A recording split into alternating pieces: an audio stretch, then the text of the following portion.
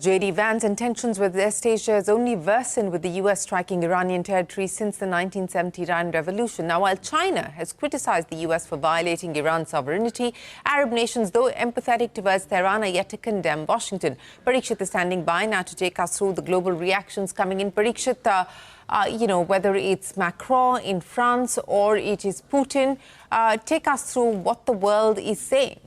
Well, indeed, a very worrying situation, Serene, and the world has been calling for de-escalation, but they've been largely divided on the US attacks on Iran in support of Israel. The 57-member Organization of Islamic Cooperation has called on Israel to stop these attacks against Iran. The Organization of Islamic Cooperation will be setting up ministerial contact group for de-escalation. Saudi Arabia, Qatar and other Gulf nations have expressed dismay over the American attack. However, the Gulf nations have stopped short of condemning the US. China has criticized both US and Israel, calling for de-escalation of the conflict with Iran. The Chinese ambassador told the UN Security Council earlier that the US has violated Iranian sovereignty and exacerbated tensions in the Middle East. China has called for stability for shipping routes in the Middle East. Iran's Foreign Minister Abbas Araghchi is in Moscow for serious consultations with Russian President Vladimir Putin. In fact, Dmitry Medvedev, ex-Russian president, launched an attack on President Trump and questioned the effectiveness of the US operation. He claimed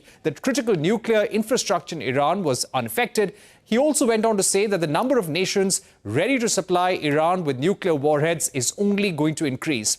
Putin has said that Russia will take into account that 2 million people from Soviet Union, the erstwhile Soviet Union, and Russia live in Israel, and clearly Russia's response has been muted, and experts say they are unlikely to extend any real help to Iran. Prime Minister Modi has spoken to the Iranian president, calling for de-escalation. European Union leaders have called for de-escalation, negotiation as well, but they are backing the US line that Iran must never acquire a nuclear bomb. Many thanks, Parikshit, for joining us. That is the latest.